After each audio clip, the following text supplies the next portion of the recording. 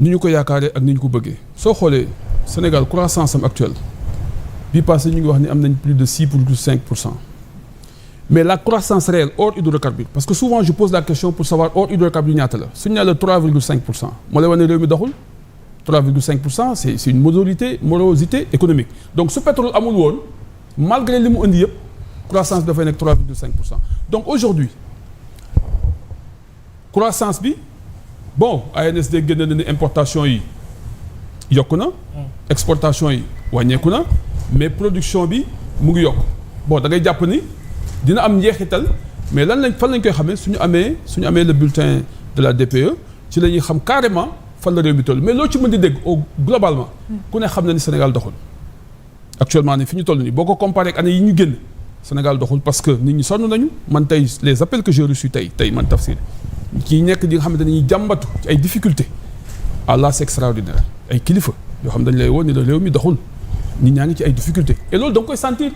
tous les jours koor gi sax conférence yi daan gis muy am ni xam nga ne wàññeeku na parce que les Sénégalais sont dans des difficultés te dafa war a weeru koor daal na gën a neex ni Ahmed voilà donc bon moo lay wax ni on est dans des difficultés mais li ci gën a metti mooy licenciement yi ñu ci boole xam nga Sénégalais boo ci mën di gis fayeeku salaire boobu muy fayeeku da ciy dundal njaboot parce que le taux de dépendance est à 74%. compte tenu de la dépendance liée à la situation sociale mais cette dépendance-là est liée à l'âge c'est-à-dire aujourd'hui on a 45% ou 46% de moins de 15 ans puisque boo ci boolee paa yi léegi waxaguma nag nga bëgg ci jigéen ñi nga xamante ni ñu ngi ci kër yi nga boole ci ñi nga xamante ni liggéeyuñu mais taux de dépendance dafay àgg pratiquement 80%, 80 quelques %. léegi taux de dépendance boobu boo ci amee koo xam am na salaire u 200 000 mais bàyyee ko 200 000 am yooyu te xam ne moom dina ci dund mais dina ci dund ay nit yu bari mais boo ko ci bëggee dindi dàq ko c'est compliqué et c'est pourquoi j'ai fait la comparaison tout à l'heure avec notre régime ñun bi ñu accès ñi Abdou Diouf di woon dafa leen di dàq yëpp du leen recruter ñun dañ leen recruter mais dëxañoo ko et puis li ma gën a graaw ci waa Pastef seen sigle xam nga lan la mooy parti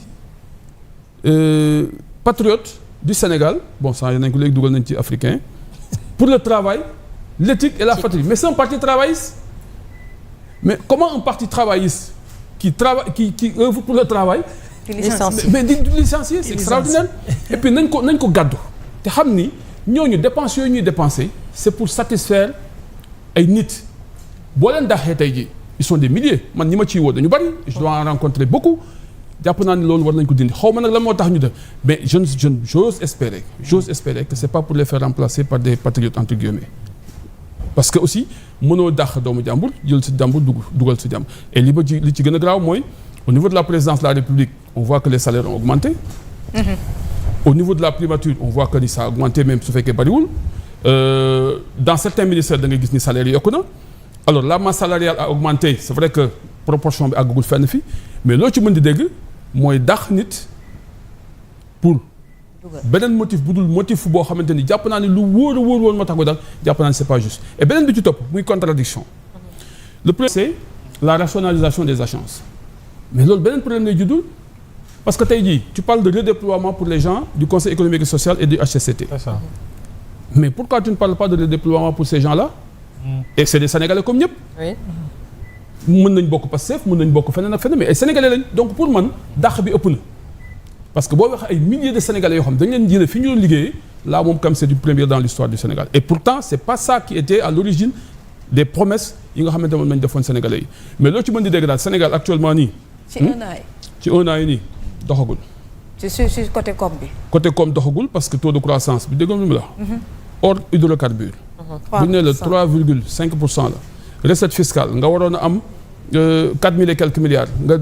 mu wàcc ba 540 milliards nga boole ceeg peut-être li nga waroon jot muy 800 et quelques milliards 1500 milliards nga boole kook li nga xam moom ngay boo amee déficit 2306 mooy ko doxul. mooy que recette yi ñëwul te recette bu ñëwul mooy économie bi doxul te bu économie doxul mooy peut-être ça parce que fi ñu waroon jëlee xaalis moo doxul.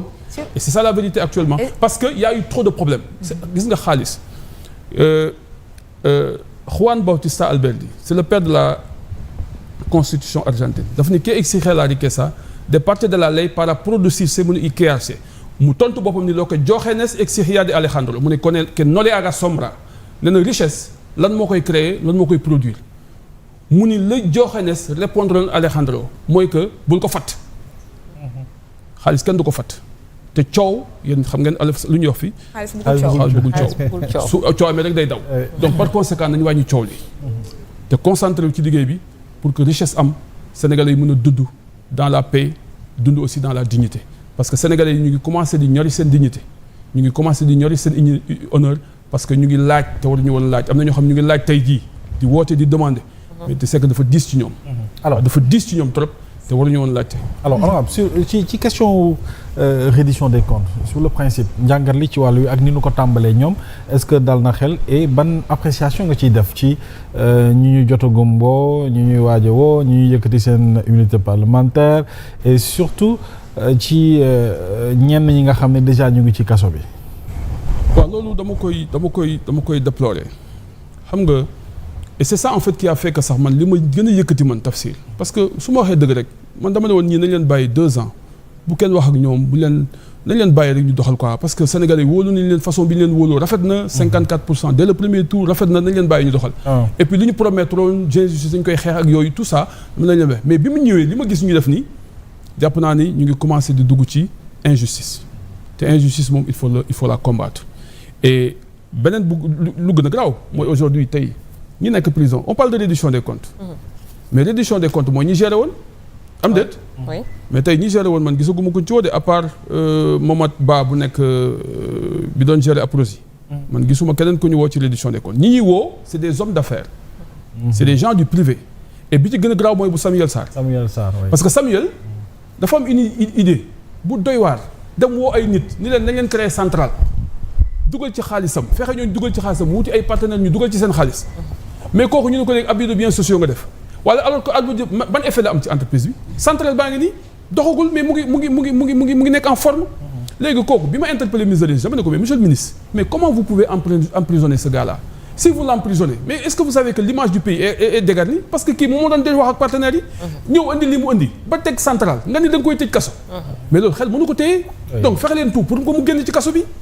et puis ñu def expertise contre expertise wane ni Samuel moo am dëgg. ñu maintenir ko dans les lieux de détention jàpp naa ne xel mënu ko téye donc am na leen lu ci nekk beneen bi ci topp mooy sur l'affaire Farba Ngom ak Tahirou Sarr mais Tahirou dañ ni Sofico la ba léegi xam nga mën nga bañ a xam lu mais Sofico la Sofico c'est une personne morale ñu njëkk a jàpp Farba mais boo jàppee Farba la personne morale bi nga xamante ni moom entreprise la parce que entreprise c'est différent de la personne physique la personne physique mun na ñëw lijjanti ak moom bu fekkee da nga am entreprise individuelle ce qu'on leur reproche à l'entreprise individuelle dafay ñëw ba ci yow en tant que personne physique mais bu fekkee personne morale muy société anonyme wala société à responsabilité limitée tout ce que les erreurs que la société commune foofu lay ci moom lay yem booy saisir moom ngay saisir booy dem moom ngay téye mais yow tu sautes la personne morale pour aller s'attaquer à la personne physique jàpp naa ne y a des incohérences beneen bi ci topp mooy ñoom bu fekkee dañu def te mu liéwu à la trésorerie de l'État mais xanaa am nañ ay responsabilités yoo xamante ni engagé wu na déjà en amont ana ñooñu pourquoi on les a pas pris alors pour man ça c'est des incohérences et on sent le règlement de compte je ne dis pas que règlement de compte mais on le sent et jàpp naa ne règlement de compte warul Ousmane règlement de compte warul Diomaye règlement de compte warul